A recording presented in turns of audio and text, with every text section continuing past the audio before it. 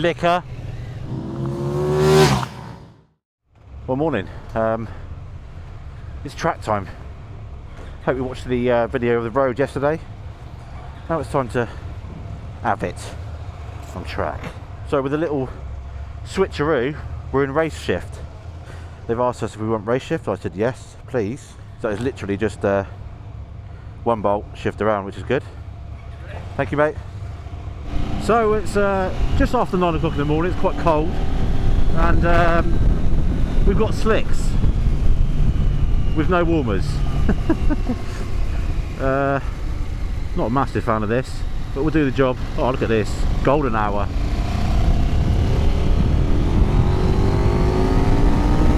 Yeah, so we're on Michelin Power Slicks, which is the same, essentially the same tyre as the Michelin Power Cup 2 we were running yesterday, just a slick version. I mean, so far there's no surprises. What's going on here, Babs? Ooh.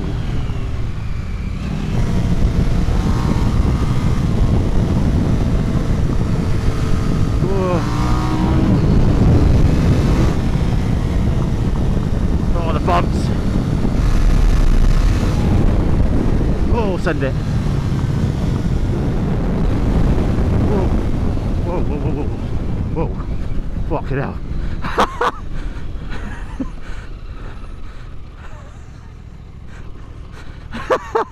Missed my braking point a little bit there. The fuel light's been on for a couple of laps. Okay. Would I be okay? Mate, had a bit of a moment. I put them a little bit. Cool. I take it for a second, okay? Okay. This is the full race experience. We're decking out a bit of the fairing, and she's on the bump stops in the front. What a surprise!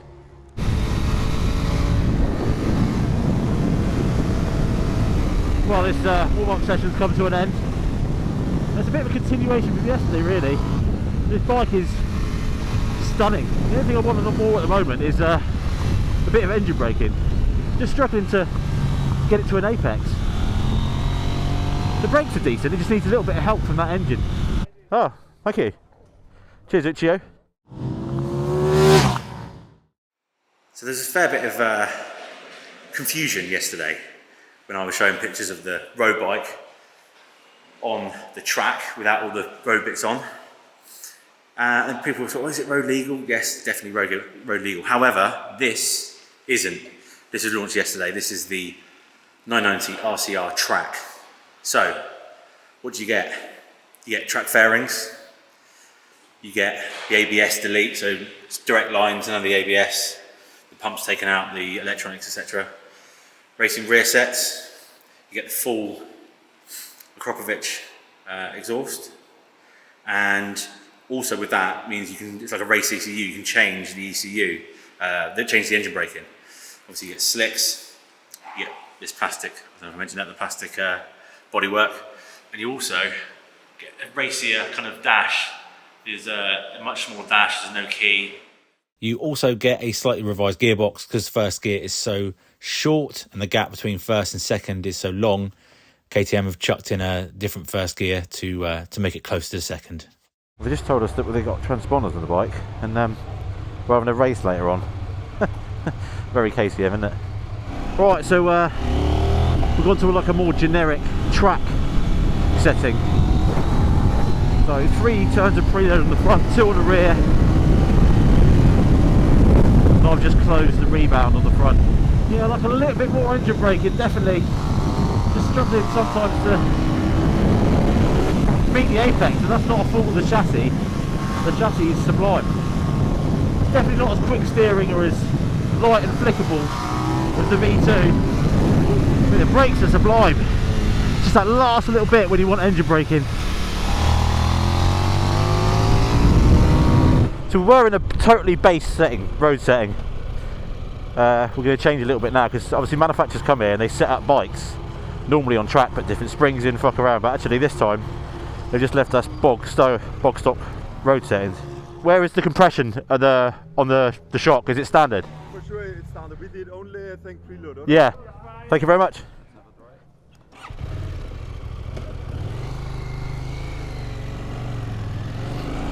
Yeah, normally when we come here, manufacturers spend days setting the bike up, but KTM decided that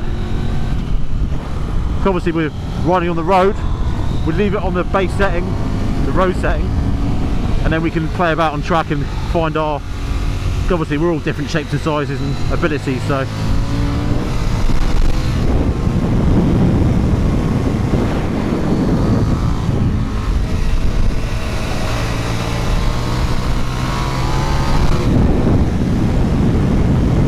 I love this race dash in track mode.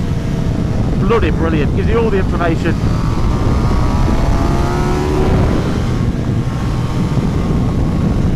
It's definitely not as quick to turn as the Panigale for rear,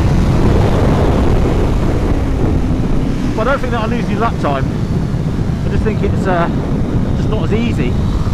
Yeah, change of direction.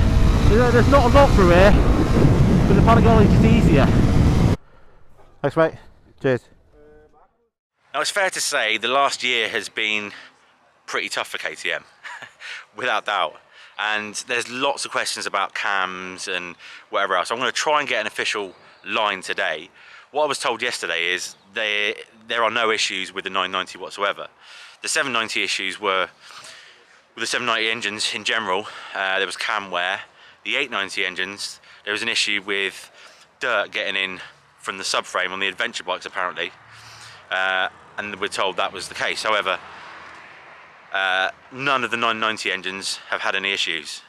So again, don't shoot the messenger. This is just what I've been told, but I will try and get an official line later on, because there's, yeah, I'm kind of bored of answering, that's the wrong phrase. I'm tired of answering cam questions because I don't know. Thank you. Factory this is. Thank you mate. Oh, trying to ride the bugger for me as well. Summer breeze makes me feel fine. Warming up cold slicks without warmers. So we can get a tow from Jonas Folger.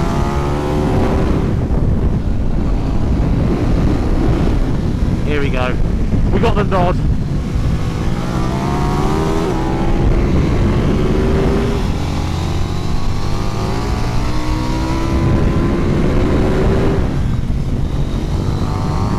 Sliding all over the place now.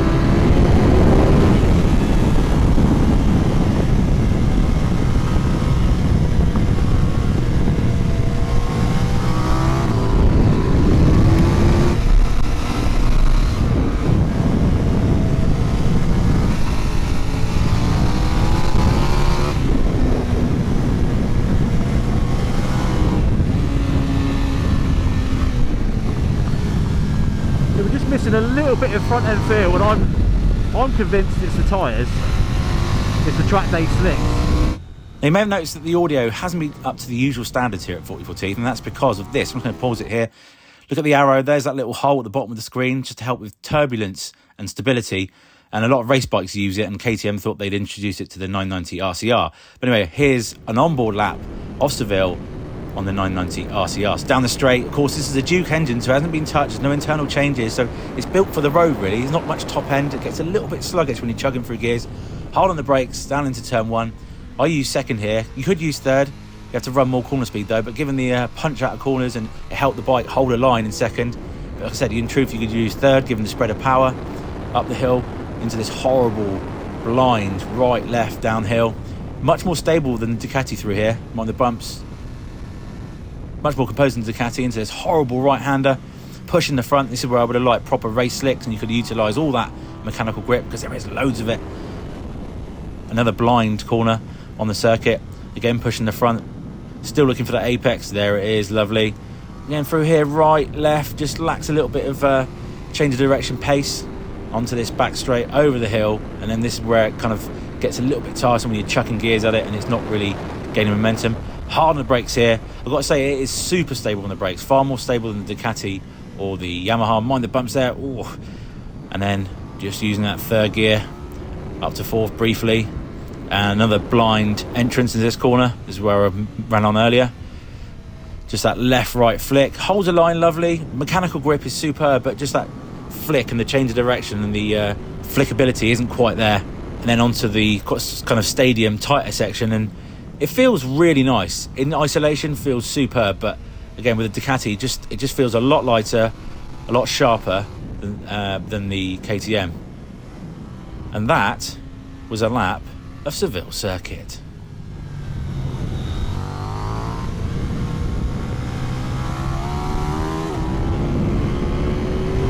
It is a bit strange how we're running track day slicks when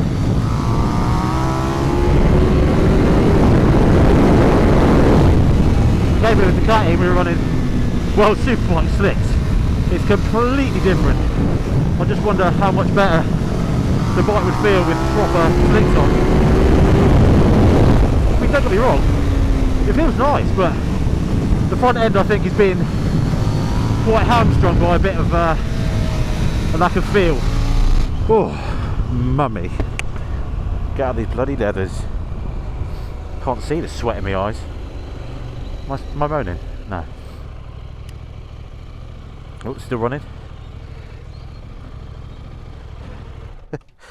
It runs, you turn the ignition off and it runs for a while. Keeps going. When the tire is spinning. Ah, right. Yeah. But the engine's still on? Yeah. Yeah? Right. The engine's still on. When you turn the ignition, the engine's still... Okay. The bike is moving. Right. Okay. Thank you.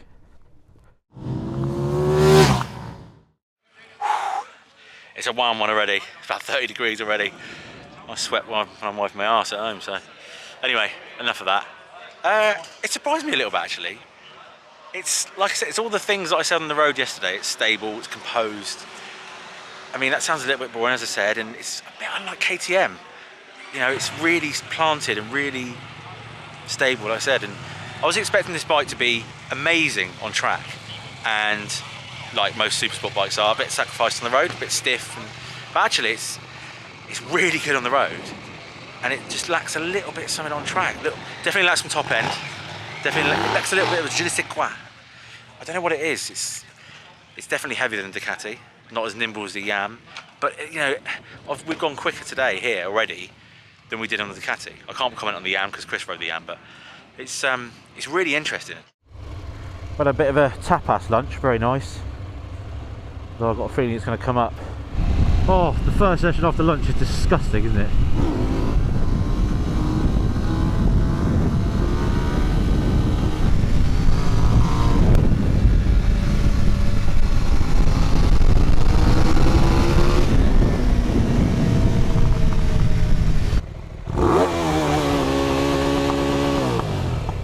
How do you do it? Turned on. Yeah. So that's on. It's on now, is it? Yeah. Right. Back to first. All right. Right. So we're going to do a launch control test.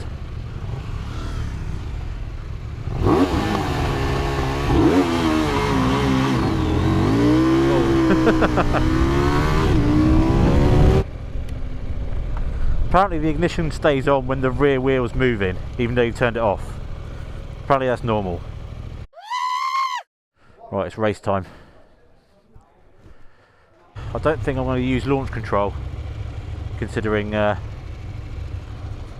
last attempt. Who knows what's going to happen here. I predict a riot. This is so KTM. I think I qualified third, but there's just random grid possessions here. Let's get it back. Clear the grid, please. Clear the grid.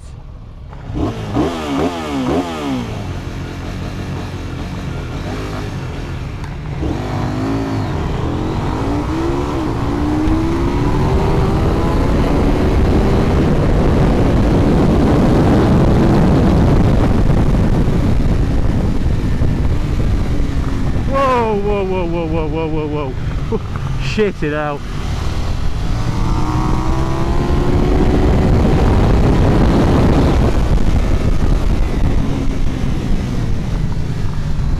Fuck.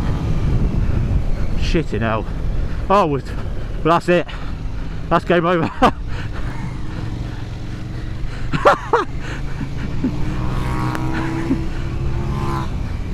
Sorry to my sponsors, sorry to my fans. Sorry to let you down. Bit of a mistake there on my part. Sorry guys. Fucking hell, it's deep there. It's like, whoa, whoa, whoa, whoa. Are you rolling? Is it going? I hope so. Yeah. So today, when I left pit lane here at Seville circuit, I felt a bit like Pedro Acosta. I mean, just look at it. I love the looks of it. Not dead keen on riding the black one in the pictures in the video, but apparently it looks great. But yeah, I mean, let's get out of the way. I think it looks stunning, and the feedback we've had on the social posts in the last 48 hours has been, I think the feeling is mutual between a lot of you. Before you even ride it, hear it, understand the stats and the specs, or even read this review, a lot of you guys are making your mind up and saying, yes, I want that, because just how good it looks. There's one big problem, and I mean this as nice as possible, is that it's a KTM, and the issues they've had in the last year with the customer service and the dealers and everything else, that might take some time to repair. I hope it doesn't take too much time, but people thinking about buying it, and again, this is just what I'm reading on replies to the stories I've done and the posts I've done, there's still that doubt for some people. They're like, oh yeah, I'd love to buy it, but you know, my advice is, if you're after a really solid road bike that can go pretty damn fast on track, try it, buy it. However, and there is a bit of a but coming, I was expecting this bike to be insane on track and a bit average on the road like you expect for most supersport bikes, but it just lacks a little bit of something. The motor is brilliant on the road because you're not on the red line all the time. Here, it just lacks a bit at the top end. Like, you know, the Ducati has got that variable valve system, and it's got so much, it's got a wide spread of power, as has this, but it runs off at the top. The torque delivery and the way it punches out of corners, you think we're in for a treat here, boys and girls. But the torque delivery, the torque curve is so linear, and it runs out. As soon as you get out of the corner, it's like, bah, bah, bah, bah. And it just, like I said, it lacks a little bit of something. But, and this is the other but to contradict the but I've just butted, the lap time is insane. It really is quick. I did a 51 dead, which is about a second, just over a second faster than the Ducati. And this gets to the other issue that I've had with it today, the tyres. Now, these tyres are amazing. I'm truly surprised by the level of these tyres, the Michelin Pilot slicks. These are the same tyres we rode yesterday on the road without the tread pattern. They're a track day tyre, not a race tyre, and yet we still manage these lap times. And everyone else said the same thing, but it's not a race tyre. Ducati came here with the V2, set the bike up full track, and we were on Pirelli World Superbike slicks. As far as the lap times go, you can't deny it, but it would have been nice to really, really test this bike on the limit with some, you know, the upgrade. I can't remember exactly what it's called. It's the Michelin Pilot Performance, maybe. I know. I will put this there somewhere. But anyway, enough of me gibbering on. It's time to answer some of your questions, and again, I'll kind of cover all bases here. But yesterday I covered road questions. Today we'll talk about the track.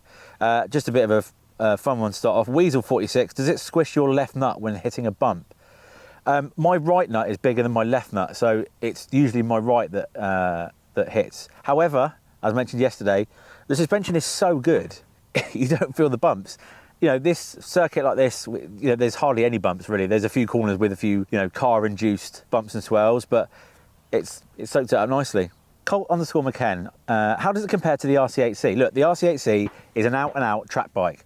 That is no thought for Euro emissions, no thought for anything else other than the track. No road etiquette whatsoever. That is a track day weapon or race weapon. This is a road bike. First and foremost, it's a road bike. That said, it won't take much to get somewhere near the lap times of the RC8C. You're going to have to put exhaust on, you're going to have to put suspension. I mean, look, you're not going to get anywhere near the weight of the RC8C and the power as well. I mean, the sort of trinkets in the chassis and the engine, you know, it's a different animal. It revs and revs and revs, that thing, the RC8C. This definitely doesn't. However, it won't take much. You put an exhaust on, it's not going to take a lot to get somewhere near it. Chris _MHD _films. I think it looks amazing, but why not put the 1290, 1390 engine since they already have one? I'm not sure if I've covered this already, but I definitely have. I'm not sure whether I put this in this video. So, believe it or not, they've already tried that. I spoke to a well-known KTM test rider who shall remain nameless, but they put that engine in the chassis and said it's unrideable. The torque of that motor, it just doesn't work as a track bike, whereas this is kind of compliant and easy, and yeah. Hello, Dave Racing. What do you know about the 2026 RC Cup? Thanks for asking the question, Dave. Well, you take one of these or the track bike, and they are scored in separate classes. You pay $7.5 grand. You get on top of the bike, obviously, you get WP Pro Component suspension, you get a spare set of rims, you get entries to all 6 rounds, you get tyres for all 6 rounds, and the tracks are Most, Assen, Mugello, Red Bull Ring, somewhere else, and somewhere else. Yet to be confirmed, but that's the rough gist. I mean, it's an amateur race series. It's not going to be, I think it's for track day guys stepping up and a few pot hunting heroes, but it's essentially an amateur thing, and it'll be run alongside European track day events such as Ibis, Biker Days, REM, etc, etc. 86 James 19, are we allowed in Supersport? Yes, you are. So it's been homologated by the FIM for World Supersport and in racing in general. However, KTM are not racing it in World Supersport next year. They want to develop that bike further, put it in as a factory KTM team in 2027. However, it is eligible to be ridden in Supersport classes from next year. So yeah, I mean, that's the short answer of it. Someone could, in theory, buy the bike, put the Solo electronics, the Mechatronics system in BSB, put that on and go racing. So clubs around the UK have already said that they will put the bike, or the bike will be eligible to run in the series. So yeah, it's going to be very exciting. Alex _Roffles. Will it be a good alternative to an R6 or a CBR 600RR as a dedicated track bike? I mean, once you get the CBR 600RR sorted as a track bike and you spend the money, it's going to be, they're damn good. You'd have to spend a bit of money on this to get it. You're going to have to spend money on suspension and obviously an exhaust and everything else to get it track ready. But I mean, yes, it's a good alternative. I mean, it's about really that kind of thing. It's about what flavour you like. The lap time, the transponders don't lie, so that's a measure of itself. I think, you think you're going slowly, but in fact, the lap time suggests otherwise. That's a good and a bad thing. JB _Racing 233. Club racing weapon or no? Look, I mean, the way things are going and the way classes are going in club racing, yeah, I mean, why not? Club racing, the rules are going to be more relaxed than they are at BSB, and World Supersport. So really, this is the most powerful Euro 5 Plus bike on the market, the most torque. Not just by a little bit. Obviously, they're claim figures, but R9 is 119, Ducati is 120. This is 128 brake horsepower, 103 newton meters of torque. So it's, in terms of numbers, once you let it breathe, that's when we'll see who's kinging. Because as soon as you put an exhaust on, they're saying with the track bike it's at least sort of 7-8 horsepower, but then with the ECU and everything else, it could be more. But yeah, in short, yes, why not? Phil DeRassa, I think that's how you pronounce your name. What's the real weight? Well, the real weight, I mean, we haven't got some scales here, but they claim fully fueled at 195 kilograms. So it's it's on par with the Yam, and it's a little bit heavier than Ducati, but the Ducati shout about the dry weight figure rather than the wet weight. Until the scales are out, they're all there or thereabouts, but Ducati is, or should be, significantly lighter, and it feels like it. CT Matt 201, is it as orange as a British expat in Marbella? No, Matt, no. Yeet _streets. How's the drive out of corners? Does it get wheezy in the mid-range? Absolutely not. In fact, as I've kind of mentioned before, its sharpest tool, its sharpest asset is the mid-range and the punch out of corners. It gets a little bit wheezy when you start getting towards the rev range, getting towards the rev limiter. And just to round off, really, I mean, the most frequently asked question was, how does it compare to the Yamaha R9 and Ducati V2. And I'm going to try my best without one sort of rambling on too much and try and give you some sort of definition here. So this bike has lapped faster than the V2, we've already mentioned that. It definitely feels a bit heavier, it's a bit more sluggish. The mid-range is just as impressive. It lacks a little bit of top end of the Ducati, and it's not as kind of agile in the tighter stuff. Faster corners, absolutely no problem. Must be the wings. There's, you know, it's going to be really tight between those two. The R9, the suspension, as you probably would have seen in our track test, the suspension isn't as good, certainly, as the Ducati or the KTM. And also, the throttle map definitely needs a bit of work for track. I mean, I think the Yamaha is probably a little bit more exciting than the KTM, but the lap time, I think the KTM would be a good second or more quicker out of the crate. Which one has most potential? I mean, again, until we start riding these Euro 5 plus bikes with exhausts and a few trick bits on, then we'll get a better idea of how they respond to race tuning and turning into track bikes, because, you know, there's so much goes into making these bikes quieter and more efficient, and that is a big thing. I think it's worth pointing out, I mentioned this yesterday on the other video, but just a bit of education here. Lots of people comparing it to a bike 20 years ago. Those bikes 20 years ago didn't have to comply to emission regs.